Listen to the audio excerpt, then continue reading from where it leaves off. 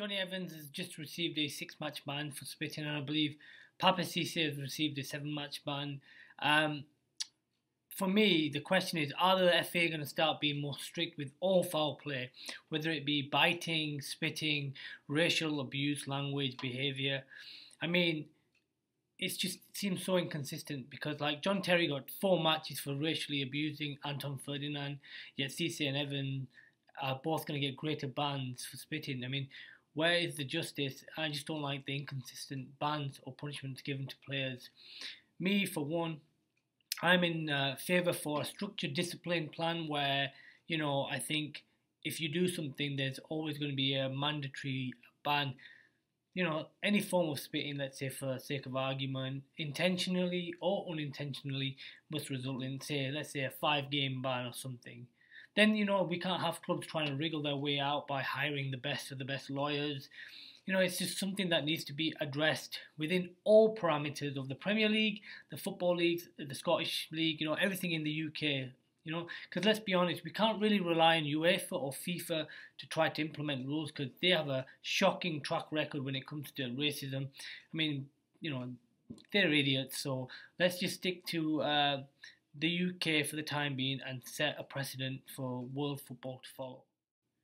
What I don't really understand is why my club, Manchester United, have defended Jonny Evans' actions. I have to be very critical of the way Louis van Gaal and Man United have dealt with the issue of spitting, especially, seeing as everyone, including Stevie Wonder, has seen Jonny Evans spit. So whether he meant it or he didn't mean to is irrelevant in my opinion. Because when you say I didn't mean to, it leaves it open for too much debate as to whether he did mean it or not. I mean, nobody can tell you other than Jonny Evans whether he did it, intentionally meant to do it or not. But are you going to believe him?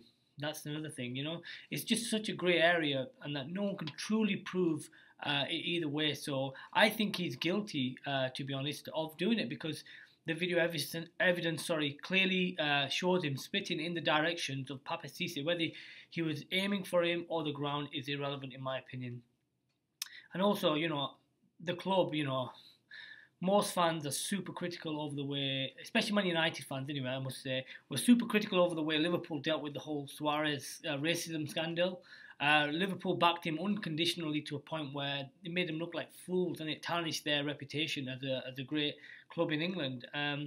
Although this is nowhere near the same magnitude or situation, I feel that it's left an unwanted stain on United as we as a club are steeped in tradition and value, history, of doing the right thing. And I think the club would have been best to say, we will accept any punishment the Football Association gives Jonny Evans as we don't condone this type of behaviour. However, we do believe Jonny Evans when he says he didn't mean to, but we can also see it from the other point of view, which makes it look like it was intentional. So we will accept any fine or punishment that the FA give.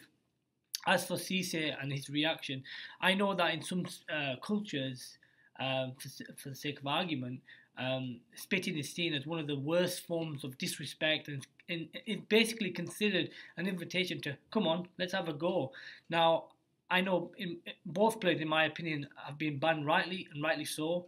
The right amount of games, the right amount of press. I like the fact that it's been blown up because I think if we can get the small things like this in the game, magnified and dealt with, when the truly, truly huge issues happen like racism or xenophobia or anything like that, I think, then as a nation, it's important that we get this right, as it sends a message that no disgusting vile acts or behaviour will be tolerated.